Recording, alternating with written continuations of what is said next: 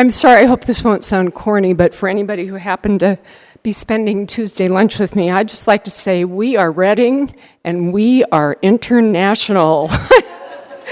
So I'm really sorry. Janessa very kindly gave me some things to say. I am so inept with this stuff that I can't even print it, so I've got to read it from my cell phone with my bifocal eyes here. So I said, at least I think I'm in a kind crowd. So welcome. This is a wonderful evening. We are so glad to have you all here. I am Francie Sullivan. I'm the mayor of Reading, and I am more pleased than I can say to welcome you all to this event, to hear the story of hope from a part of the world that, frankly, we only hear stories of despair. We are honored tonight to have the founder of the National Youth Orchestra of Iraq, Zuhal Sultan. Am I even saying that right? I've spent 2 evenings with you, I'm sorry. Speak to us this evening about how she is able to unite the youth of her country through music. The orchestra is made up of over 50 members from different sects and religions and ethnic groups during a time of war and conflict among these groups. She started this orchestra when she was just 17 years old, as a young pianist and a young girl in a country where women's prospects are limited. The orchestra has performed to sold-out audiences in Iraq and the most prestigious halls of Europe. And they tried to come here. They'll tell you about that. She shows us all the difference one person can make and gives us reason to believe progress is possible in Iraq and the region. We welcome you, Zuhal, to our community, which I understand is the very last stop of an over 2-week tour across the country, sponsored by the Euphrates Institute, which has included the United Nations, Washington, D.C., and Reading. Thank you for being with us here.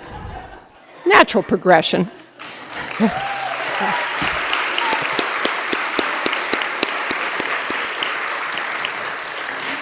I think we're going to have international carriers coming to our airlines, because how else is the rest of the world going to get here when they find out about Reading? I'd like to turn it over now to the founder and CEO of the Euphrates Institute, our own special treasure from our city, Janessa Gans Wilder. Janessa is a Reading native who has had an interesting career, having served in Iraq for 2 years with the CIA, and who later started a nonprofit organization to rectify the lack of awareness she realized Americans had about the Middle East. She has recently moved back to town after 20 years and runs the Euphrates Institute from here. So I give you Janessa Gans Wilder.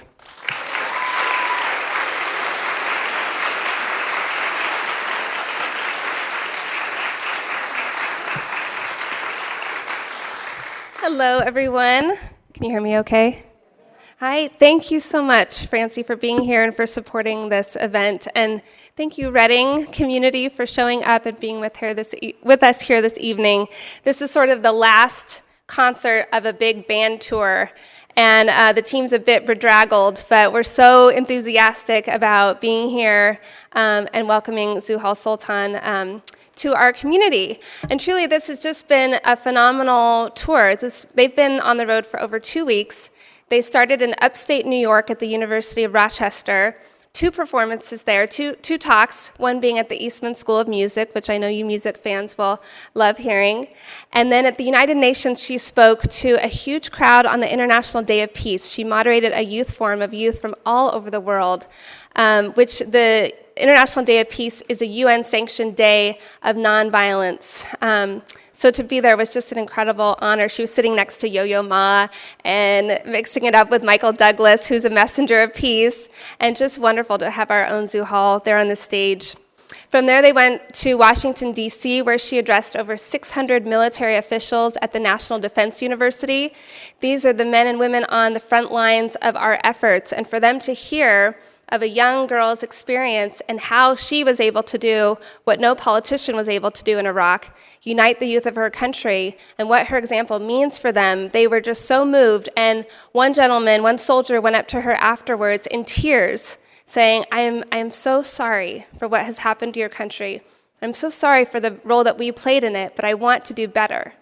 She just has moved people. From there, she went to St. Louis and talked with high school students, talked with college students. They gave her a standing ovation.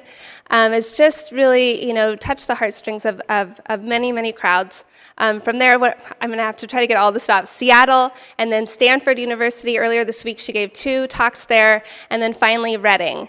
And I'm sure many of you are thinking, why Reading?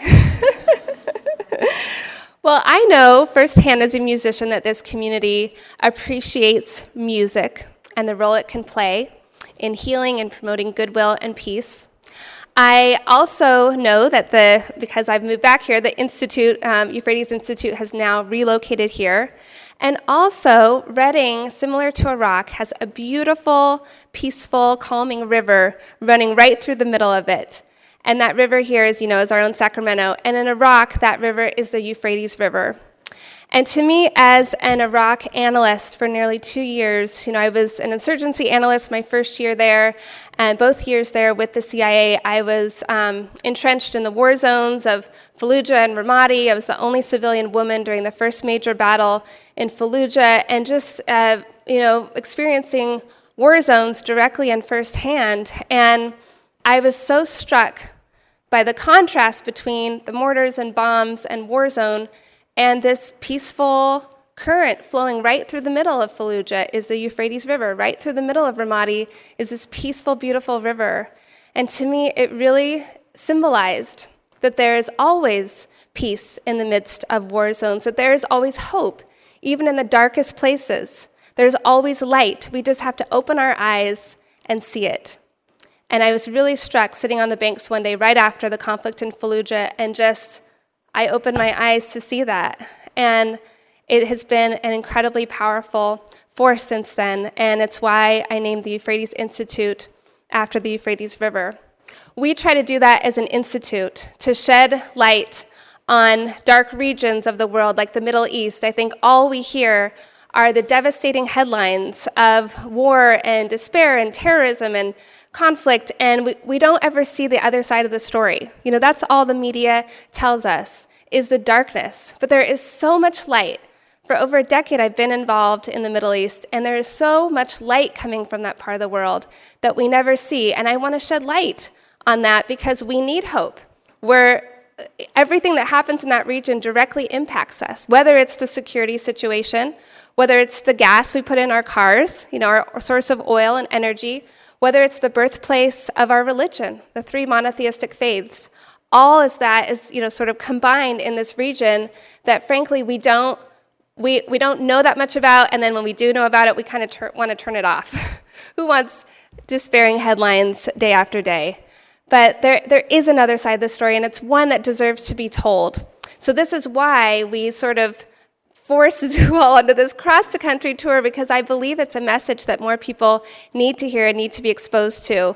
And as an organization, we try to do that as much as possible. We also lead trips to the region so I can take you firsthand to meet these groups in their element, and you experience it on the ground. We bring speakers through conferences and summits here to the U.S. We have media outlets. You can see our PSA right now running on CBS. What else do we have? Chapters all across the country and in Europe. We even have a local chapter here in Reading. And I would love to have the chapter members stand up and be acknowledged. They're probably all in the back trying to sell t-shirts. Here are some of them. Oh, good. Thank you so much for all that you've been doing. Yay. Okay. Anyone is free to join this. These are local groups who are trying to become more informed in the Middle East, more engaged in the other side of the story, and trying to make a difference on the issues that need tackling in our own community. What needs peace building in Reading, for example? How can we be more informed about our community and bring that, build peace right here at home? And then also, how do we be more informed and engaged in a positive way, not just through fear abroad and in the Middle East? So those, we also have our chapter's program manager, who I want to acknowledge, who is here, just flew in yesterday from St. Louis, who runs all of our chapters nationwide and in Europe. Sally, are you here? No, I can't see you. Stand up, Sally, so we can thank you for all your hard work.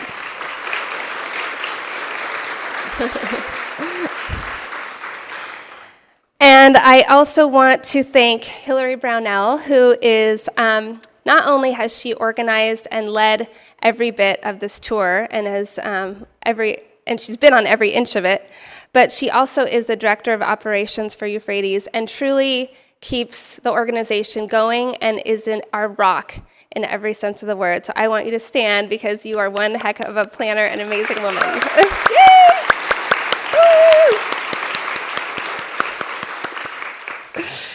And then finally, I'd like to thank the McConnell Foundation for hosting us in their incredible accommodations and making us feel very welcome.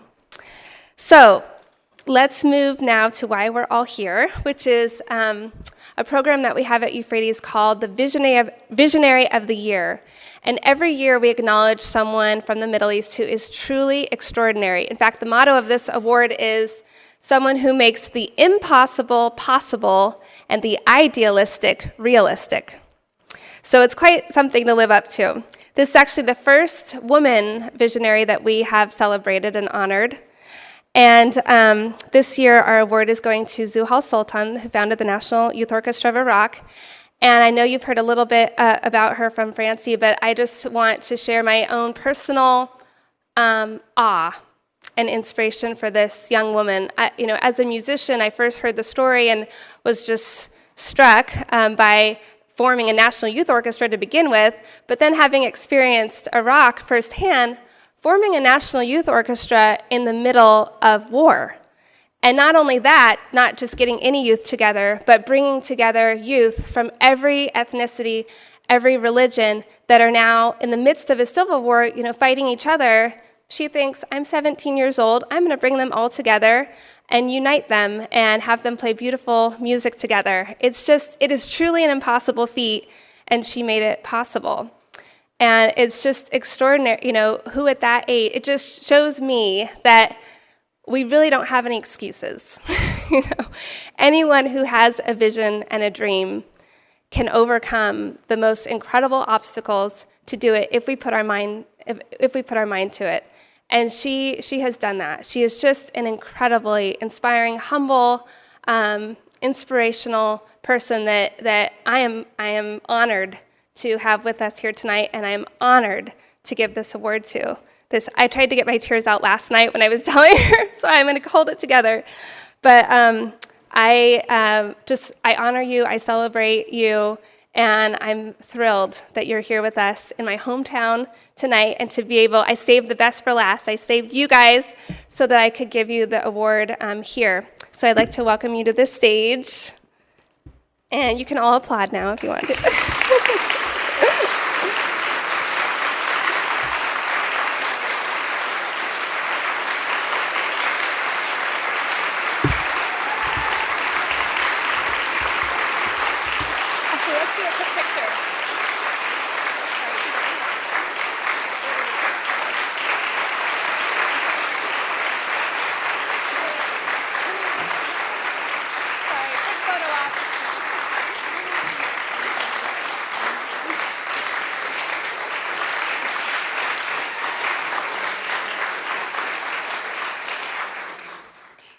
I'm going to turn it over now to Zuhal. Of course. Sorry about the whole clapping thing for a long time. Thank you so much, Janessa, and thank you so much, Francie. And thank you for being here. It's so wonderful to be here in Reading. I know it sounded like I went to the headquarters of the United Nations and then to DC, but to be honest, this is the most relaxed and most happy I've been throughout the tour. I can't tell you. But let me just say, first and foremost, thank you so much, Janessa, and thanks for the Euphrates Institute for believing in me and for believing in this project. This orchestra had to, you'll find out later, our activities had to be temporarily suspended because of ISIS and what's happened with the Islamic State. And when that took place, I was shattered, I was devastated, because not only this has been my project for years, about 6 years now, but also because it has affected my musicians in Iraq so much, and I felt a sense of despair. But this tour has shown me that there are people who still believe in that project. there are days I wondered whether, is it just me that's trying to bring people together that do not belong together, what is it? But, I talked to you, Janessa, the first time over Skype, and I said to you, but I've seen it, and it happened, and you understood. So this door has put back, the drive in me to go on and make this happen again after its suspension. So for that, I cannot thank you enough. Thank you so much.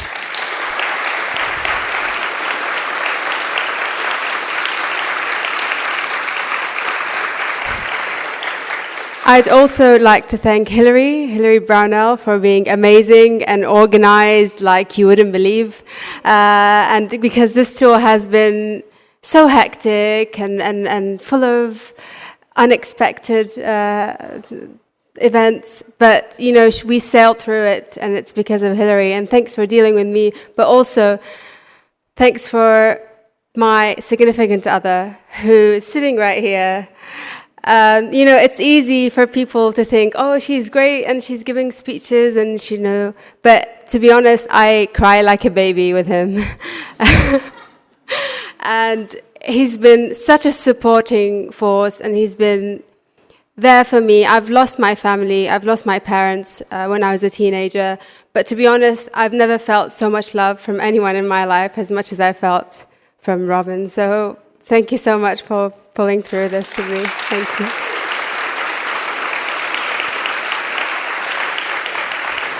And I'd like to say one thing about Reading. It should be on the map as a tourist destination in the US. It's beautiful. I went walking this morning, and it's sunny, and it's serene. And I would come here any day over San Francisco. Sorry, Francisco.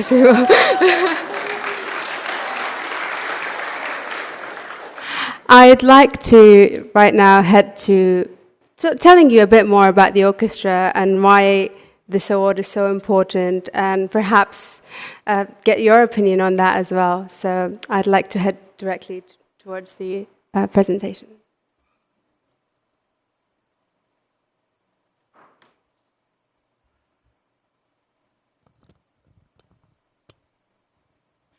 Right.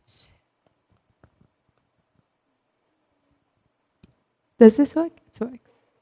Can I have the presentation on, please? Right, so let me give you a little bit of a background on myself. As you probably heard by now, my name is Zuhal Sultan, and I come from Baghdad. In fact, I have moved to Scotland the past 5 years, still running the orchestra from there. But I was born right over there from Baghdad. What's funny, though, is both of my late mother and father come from Mosul, up north, where it's the first city in Iraq that was unfortunately taken over by the Islamic State. What's funny as well is that my mother is half Kurdish. I'll tell you first that the country actually, the upper bit of the country is, people who live there are called Kurds, and they speak a completely different language than Arabic. They also have their own little sects, as well as having different religions. The rest of the country, in addition of having different religions and different backgrounds, they all speak Arabic, so it's kind of the same.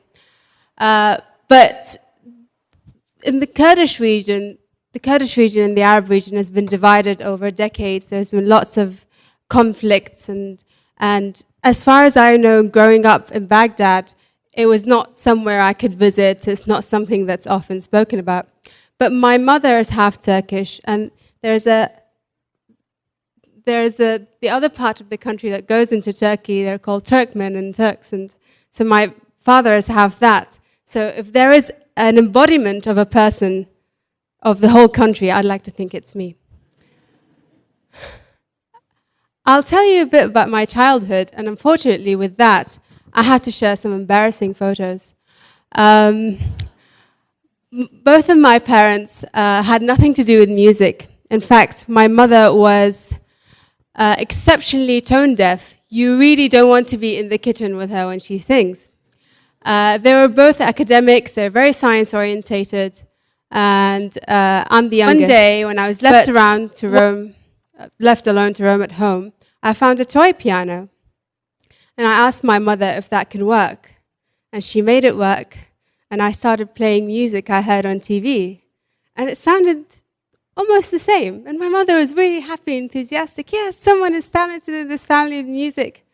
And so I was made to join the Music and Ballet School of Baghdad. The Music and Ballet School of Baghdad was one of the very first institutions for music in the Middle East. It was established in the 60s. We'd learn academic subjects in the morning, like English, maths, Arabic, etc. And then in the afternoon, depending on your speciality, you'd either play music or do ballet. And I loved it. It was a great environment. I could practice my music, have friends who are interested in music. And it was also the only school in Iraq that had mixed gender students, otherwise just boys and girls. And it was a great environment. I was very happy. These are photos of my school running normally, and this is a photo of my school just a couple of months, or perhaps 1 month, after the war started in 2003. Not only the majority of the instruments there were destroyed and the music sheets were burnt, but also the tutors there that taught at the school felt that they were in danger, felt that they could no longer pursue music and teach. So, for those who are able to flee, they have fled, and for those who don't, they just took on other jobs or perhaps stopped playing music, at least not in public. At that time, I was 11 or 12. There were students who were younger than me and perhaps a lot less, in terms of music playing, they were a lot less than I was. So it was for me and for the rest of the musicians at my school to go after finishing the maths and the English, to sit in class, and instead of us getting a lesson, we'd teach those who are younger than us. And that continued on for perhaps a couple of years. And then I was lucky enough to join the Iraqi National Symphony Orchestra, which again, you know, when you think of Iraq, you don't really think of symphony orchestras or ballet schools, but it's one of the oldest institutions for music, again, in the Middle East. It was established in the 40s. And it was at the height of the civil unrest that I joined the orchestra. We didn't have public concerts. It was too dangerous to do that. But for those who are aware of the orchestra's activities, they would tell their friends, and their friends would tell their friends, and so on. And so they'd get together to the venue where a concert is taking place.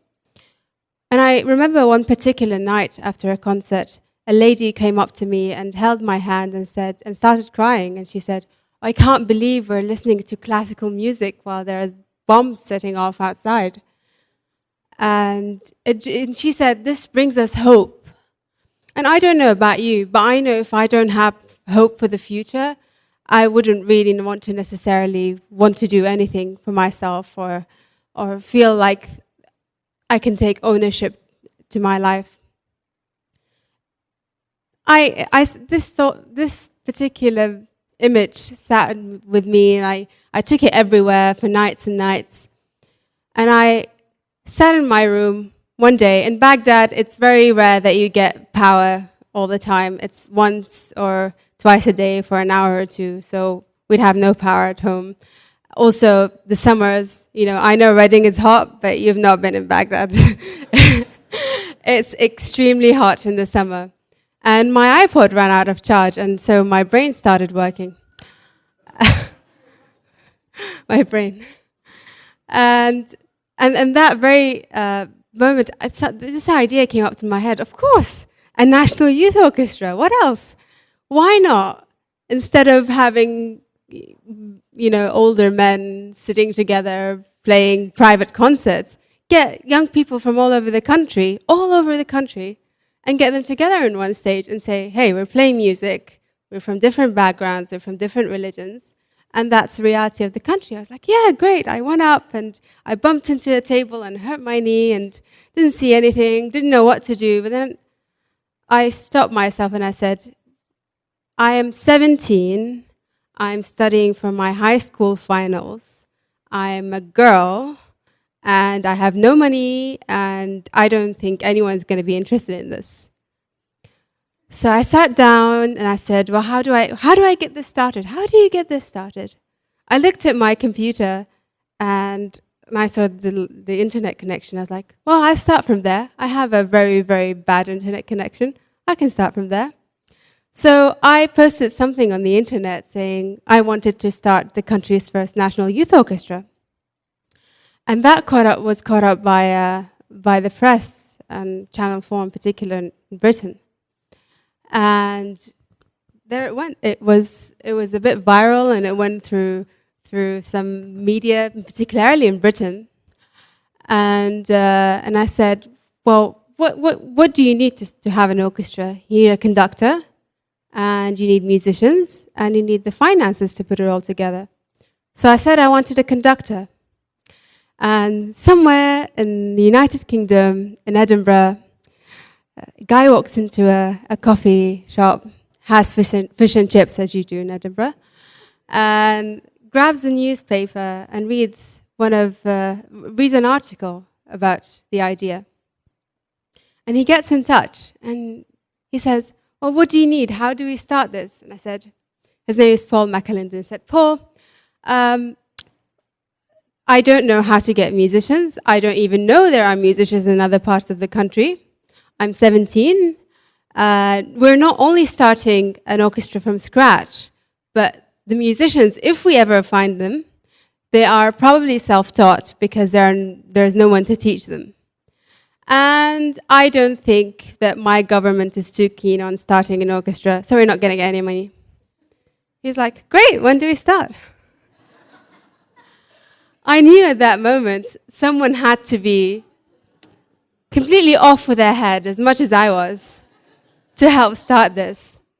So it was Paul, and Paul and I connected over Skype and over emails, and he lives all the way in Cologne. He was visiting his parents in Edinburgh. And then we sat down together and said, well, how do we find musicians? And then I looked at my computer again, and I was like, well, let's do the internet again. So we posted ads, talking about the idea of the orchestra in Arabic and in Kurdish. I had some help with friends. And I phoned up people who knew other people, and they helped give me numbers. And I just kept phoning and phoning.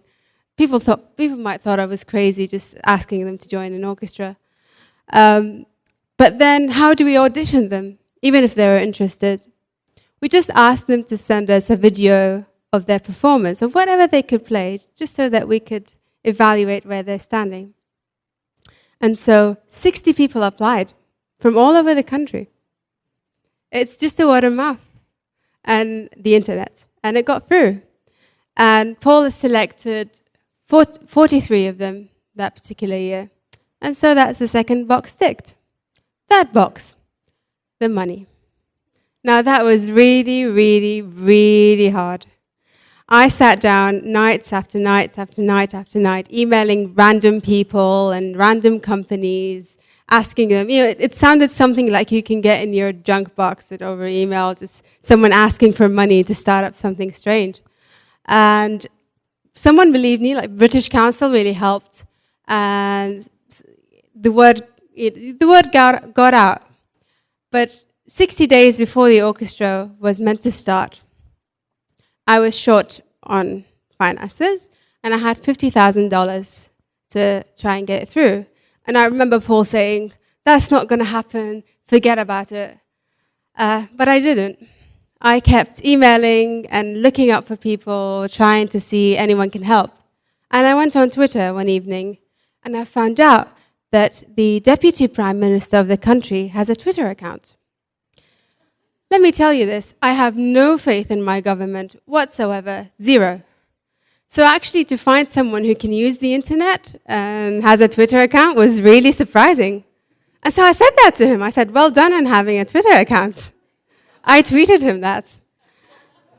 And then I sent him a link, and I just thought about it, and I said, well, here goes nothing. I sent him a link to one of the articles about my idea in the Times. And I said, what do you think of this? I forgot about sending him that tweet. I didn't even check my Twitter, didn't care. 2 days later, I happened to be on my Twitter and I see a mention, and it was him. He got back to me. And he said, well done, Zuhal, get in touch. And so I got in touch. And 2 days later, what do you know? I'm at his home, I met his wife, and he's donated $50,000 from his personal account for the orchestra.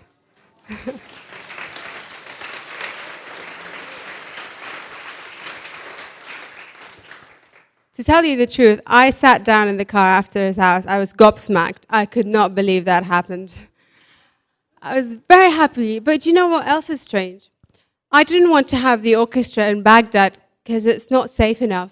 But Kurdistan, it's a devolved government. It's a partially devolved government, so it's a bit safe. It's a lot safer, actually, than Baghdad.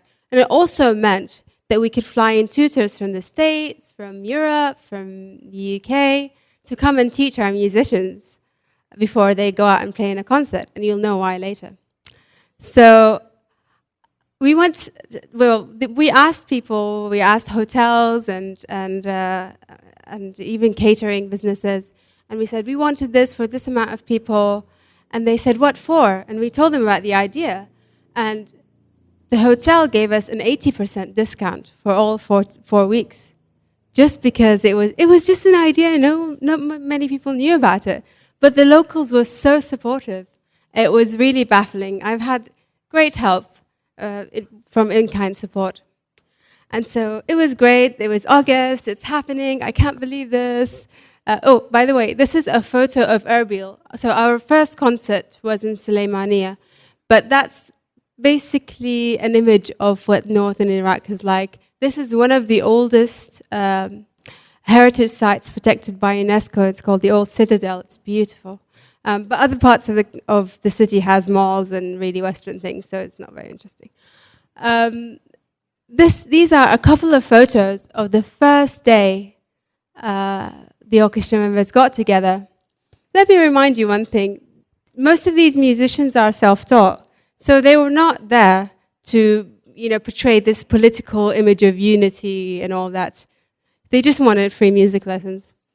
And so they got there, they didn't know what they were getting themselves into. They said hi to Paul, and they're very happy, yay, this is happening. And then they left the hotel, going into their first ever rehearsal of the National Youth Orchestra of Iraq. They put their stands, they put their chairs, and everyone's got settled. Someone looked at, they started looking at one another. Why are you sitting in the first place here? And it's very typical orchestra things. And I was very happy, waiting for them to play. This is their first note ever. And let me tell you, it was horrendous.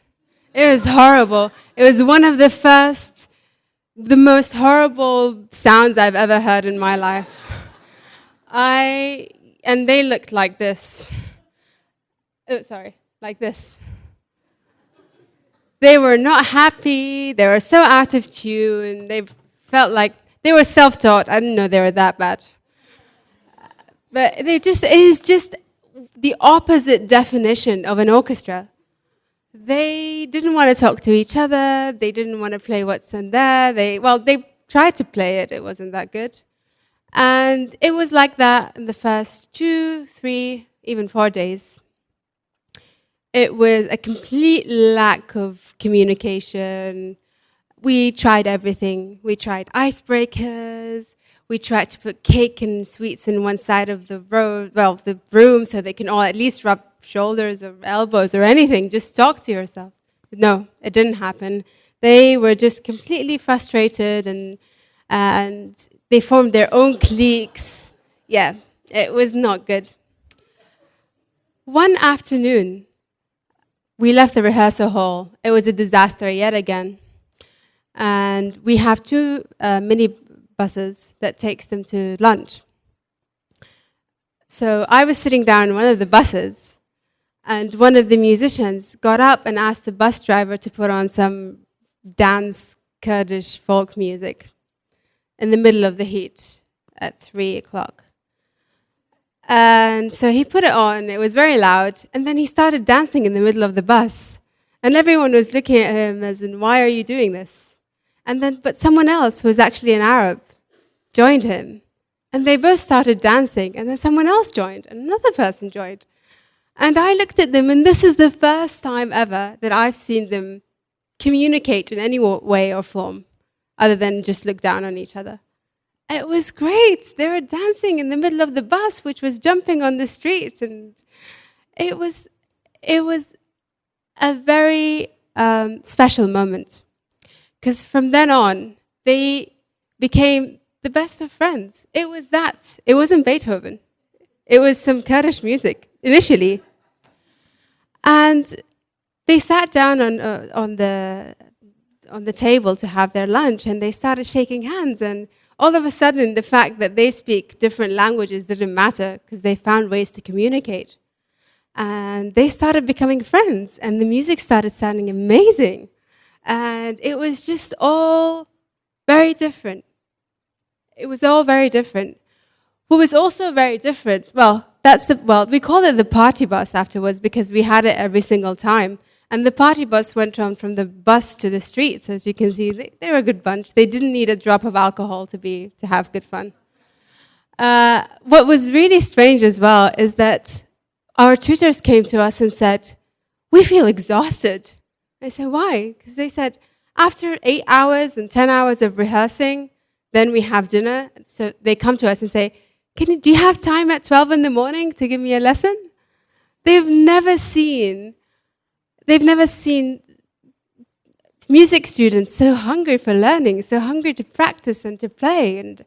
And they just I remember one of them saying that they felt humbled by their dedication and by their willingness to improve and just to be a much better version of themselves, and also to seize that opportunity that they've had. They've also said that the learning curve has been tremendous, and it's nothing like they've ever seen. And some of them are taught in Juilliard and really, really respected music schools. And so the first concert of the orchestra took place. This is a photo of the first concert. I was somewhere in the back crying like a baby. I was so happy. I was so proud of them. I was so proud of every single one of them, because not only are they aged 14 to 29, which is a huge age range, not only do they come from different parts of the country, but they all come from different economic backgrounds. While some are slightly well off, there are others who have nothing at all, other than their instruments and some support in any way. They just had to be there. They just had to come to the orchestra. And they were well taken care of. They realized that there are people, just like I realized that there are other musicians around the country, that there are people their age are going through the same circumstances, going through the same struggles, grabbing an instrument and learning off the internet with no prospect of ever having that as your professional career, but still doing it. Because at the end of the day, for them, this is a safe haven. This is a sanctuary that they go to run away from what's surrounding them. What's really strange as well, not only this orchestra has united musicians from all over the country, but in the back, where there are supposed to be people sitting in, there are 1,000 of them from all over the country as well, driven hours and hours to get to Suleymaniye to see the orchestra. And these are the same people I see on Facebook, on different pages, fighting about, oh, you're not a Muslim, or you're not a Sunni, or you're not a Shia. But they all came to the concert to encourage people of their country doing something unexpected, like playing music. So it was unity on both sides, the side that you're seeing now and the side that you're not seeing.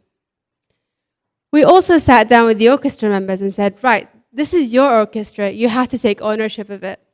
And this is a country that's been under a tyrant for 30 years.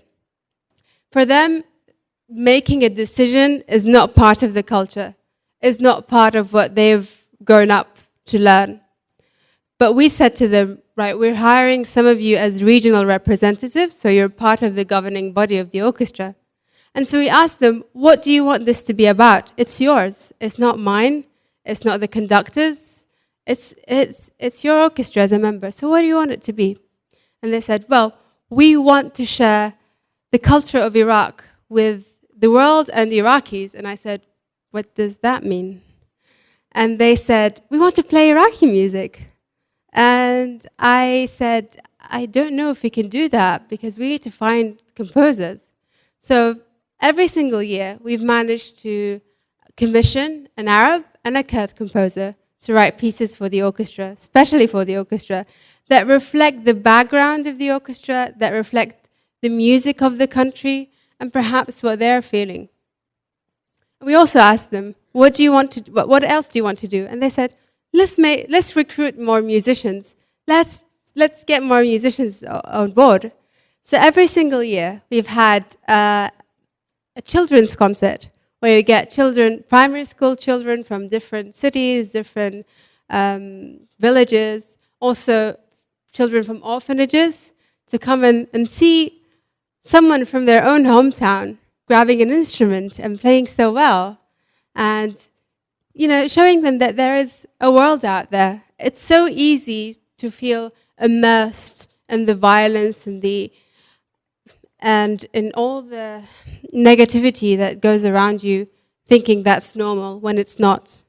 So for them, we tried to show them that that's what they wanted to do. And I know that some of them came up to me and said, how can we learn and how to play music? So that's what the orchestra has been doing. Not only that, some of the orchestra members have probably never left their hometown, let alone left the country. But the orchestra has now traveled to Germany to play at the Beethoven Fest in Bonn, played at the Edinburgh Festival Fringe, London, also Aix-en-Provence in France. Not only that, the musicians have been able to collaborate with local youth orchestras. Like when we went to France, we've collaborated with the National Youth Orchestra of France and played on the same stage to enhance their cultural experience and also just to find out what it's like to be a normal teenager in a normal country doing normal things. It's really easy to underestimate, but these musicians have had trouble, having any other activity than going to school if they're lucky. Not only that, these orchestra members have had trouble carrying their instrument on the street in case of being mistaken as a weapon or even being identified as a musician. Most of them carry their instruments in their shopping bags or hide them in the boot of their cars. So to be sitting in Aix-en-Provence on the street, playing a concert for everyone else to listen to and to encourage them is something unheard of. To them, it has been life-changing. I often call the orchestra members, I say they're my babies, even though a lot of them probably older than I am. But I don't say that in a demeaning manner. I say that because I've watched them grow. Paul and I have seen them grow from divided individuals who think that they have years of war and conflict and hatred to deal with, into a unit that I cannot say that there is absolutely no conflict, but the conflict is not religious or ethnic related. It's just teenagers getting into trouble, which is very normal. I'm happy to have that. But they've grown into a unit. And I remember once when we were fundraising to come to the States, which unfortunately didn't take place. And I asked them all to go and ask their local governor for help, for financial help. And one of the musicians in my orchestra said, I went to my local governor and I told him all about the orchestra, and he said, great, I'll give you money, but I'll only give you money to cover the Kurds. I won't give you money to cover the Arabs. And I looked at him and I did not know whether he'd said yes or no, or that yes, ask the Arabs to fundraise themselves. But he actually said, I said to him, no, if you give money to me, you give money to my brother. And he pointed to one of the Arab musicians next to him. I didn't ask the orchestra members to do that. I just put them on one stage and said, play. But in finding something that united them, they've overcame all prejudices and all that's been divisive to them. it's just something that has grown organically. One other story is that this lady has never spoken a word of Kurdish all of her life. But in our latest summer course in 2013, she was sitting next to a Kurdish cellist, and she was talking to her in very fluent Kurdish. And she's from Baghdad. And I said to her, I didn't know you speak Kurdish. And I said, no, I don't. I've learnt it because I had to spend 4 weeks every year with the Kurdish students. And I learnt on enhancing my Kurdish because I want to understand them. Again, we have trilingual translators. She doesn't need to do that. She just needs to sit down and read her music and leave. But all of them have formed bonds and relationships with each other. And I can tell you very confidently that this orchestra has achieved what no politician in my country could have achieved. And remember the first picture when they were sat together, hating each other? This is a picture from our most recent course.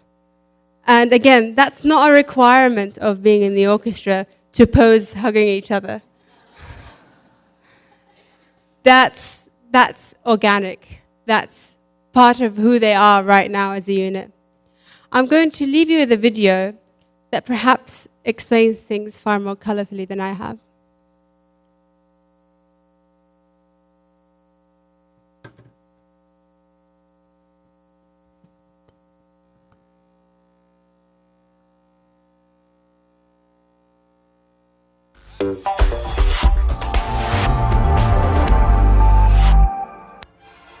But first we go to Iraq to see how young musicians there are preparing to take Beethoven's music back to his hometown, Bonn.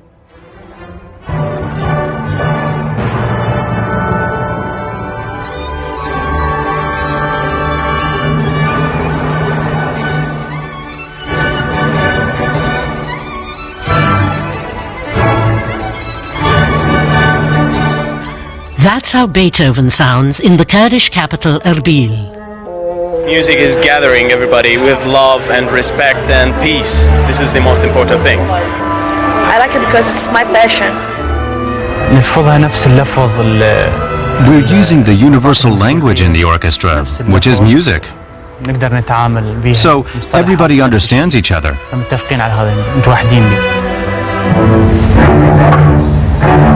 The conference room in a hotel in Erbil.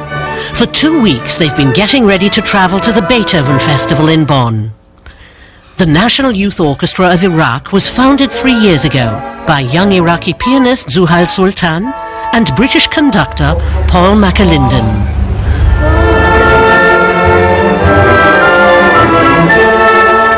Now in this movement, horns and trumpets and timpani are really important. You hold the tuning for the orchestra. You've really got to have an awful lot of belief in the young people themselves. You've got to have a huge taste for risk. Otherwise, it doesn't work. And you must have an enormous sense of faith. It's the orchestra's third summer together in Erbil. Arabs and Kurds, Sunnis, Shiites and Christians. In a country torn by civil war, they should be enemies. Here, music unites them. Fine-tuning with tutors from Europe and the US, because good music teachers are few and far between in Iraq.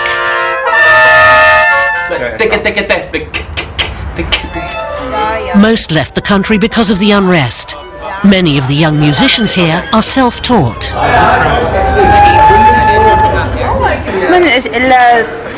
When I was at the arts college, my cello teacher was a violin player, but he knows nothing about the cello. To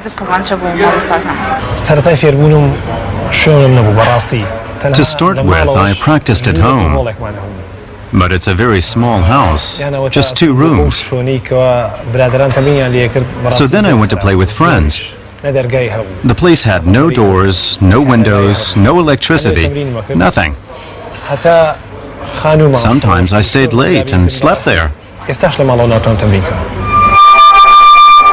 Good instruments are also hard to come by in Iraq. There are cheap ones from China, but that's how they sound. The orchestra is not just to teach us to play. Even more important is that they bring all these different people from different cities and religions of Iraq here to mix together and play some of the most famous music in the world. And this brings us closer to each other, not only on stage. Erbil is an ideal place for the musicians to rehearse. Baghdad is still riddled with attacks and religious fundamentalists who reject Western music and would even fight it with violence. Back home in Baghdad, French horn player Ali has to be careful because he has very conservative neighbors. When he practices, he sticks a towel in his horn as a mute. Out on the street, he hides his instrument. But he prefers not to talk about it on camera. It's an exchange of energies, a sense of using music, which they've done for years now, to find an inner peace, to shut out the world around them, and to find some solace. They're there to make music, but there is a peace process going on, a reconciliation process.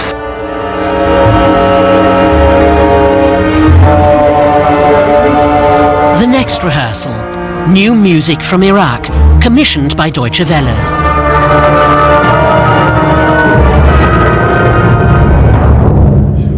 Kurdish composer Ali Outman isn't yet satisfied with the tempi.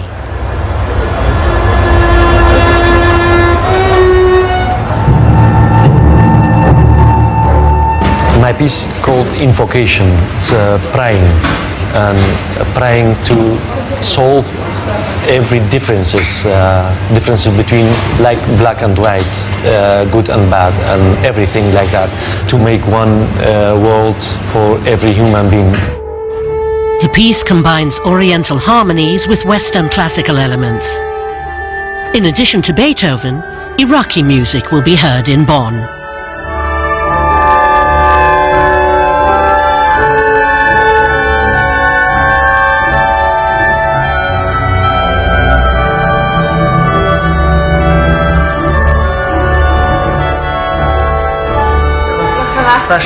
In the evening, viola player Darun from Erbil is with his brother Alan, a violinist.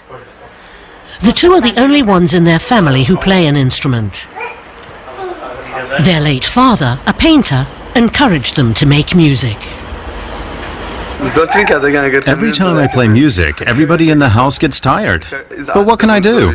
It's what I want. I have to practice hard to be accepted at the youth orchestra.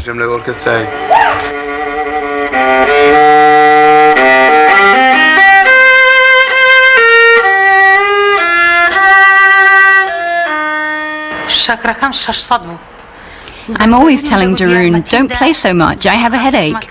But he says, I have to, because I want to go to Germany. And you have to support me, you're my mother.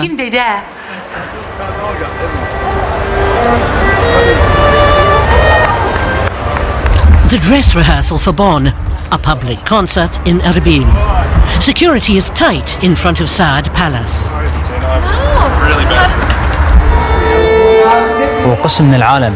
Part of the world knows that Iraq is still suffering from war and other problems. On the one hand, all that still exists, but on the other, there's the music, musicians, and a normal life. We come here to Kurdistan from Baghdad to play music and show the world what life is like here, and that we can play classical music in Iraq.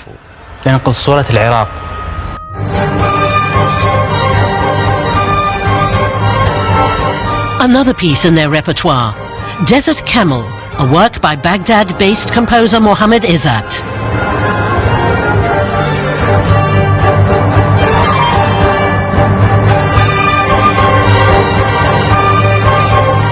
Middle Eastern sounds. You can't help hearing that the musicians are more familiar with this than with Beethoven. Then it's time to check in at Erbil International Airport. Destination Bonn, Beethoven's birthplace, and the real adventure. On October the 1st, they'll be playing for a very sophisticated audience. I'm not excited and nervous and scared yet, but I think with the orchestra I will be. When we walk out into the Beethoven Halle and they look out to the audience, I think that will be an incredibly moving moment for them.